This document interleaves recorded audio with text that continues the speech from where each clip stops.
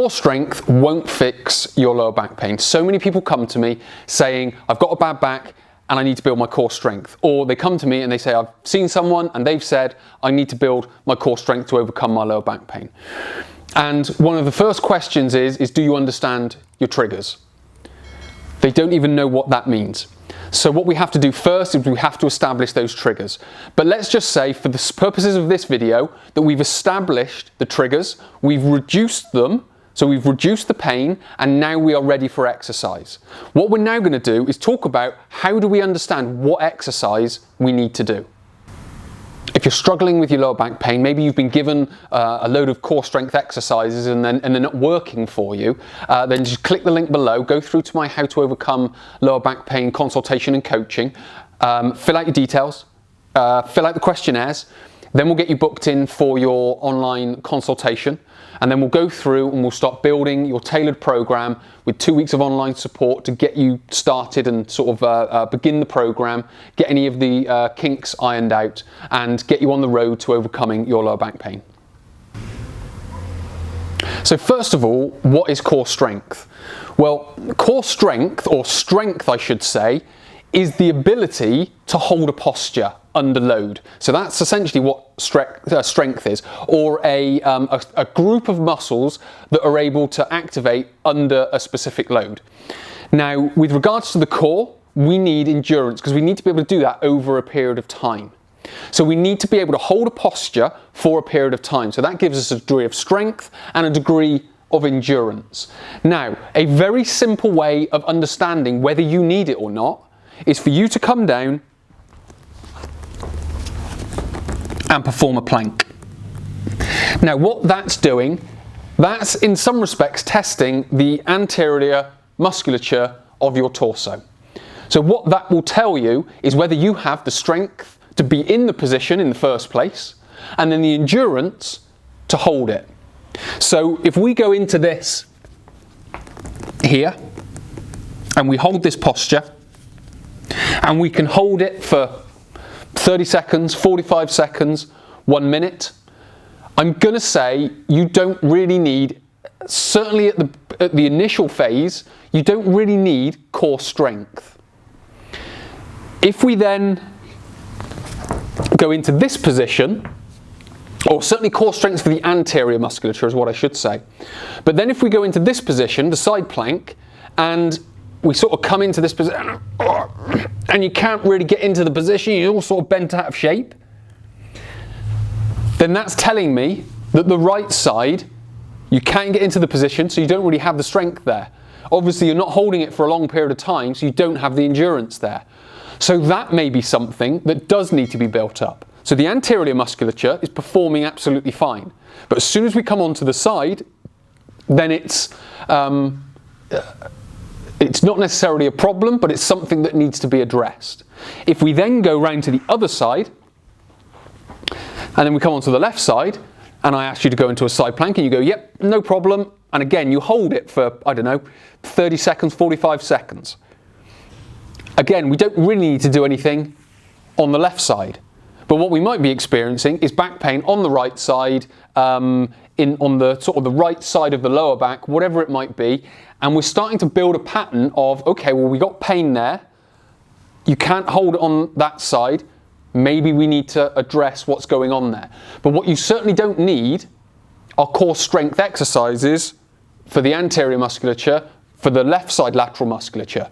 So you can start to see the specific nature of what we need to be doing within a program. Obviously, as I've said, we're just assuming, and for the tutorial purposes, we're assuming we've started to reduce the pain. But what we've still got is to address the right side musculature not being able to hold your body. So that's something that we need to address. So we need to create a program that basically builds that right side. So we're becoming more symmetrical. So if you've been told that you need core strength to overcome your lower back pain, number one, have they looked at your core strength? Do they understand what core strength you already have? If you already have core strength, then you don't really need it. If you don't have it, then obviously you do need it, but you may need to find out where that core strength needs to be. Does it need to be through the anterior musculature? Does it need to be the lateral musculature? Does it need to be the posterior musculature? So you've got all these different things that you need to understand before you can just jump into an exercise program.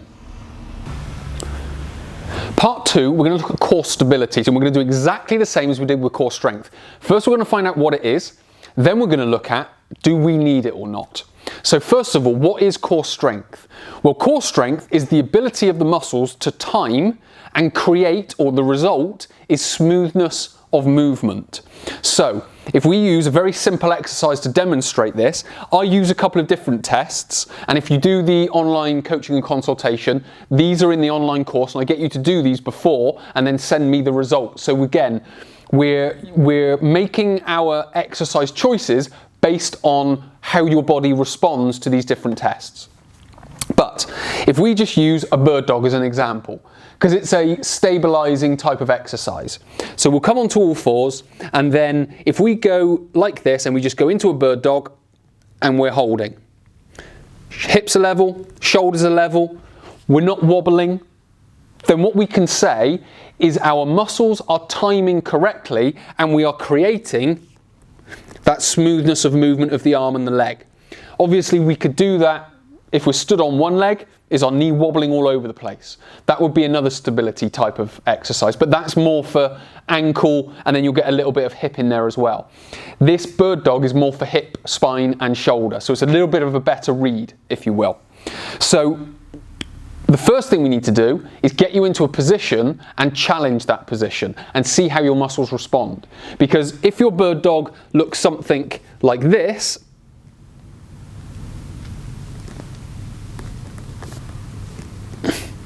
then that might be something that's starting to say, hang on a minute, we may need to build some stability here.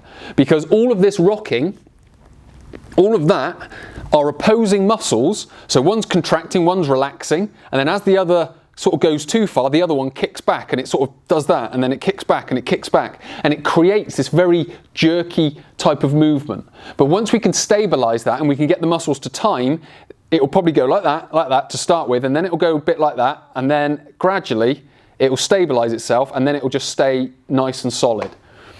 So if you've been told that you need core stability, then again, we need to find out what stability you have and where is it. Because what you may also find, just like with that side plank, that when you go right leg, left arm, you're absolutely fine. But then when you go left leg, right arm, it's a little bit wobbly. So that's telling us a story about certain joints, and we need to be able to address that.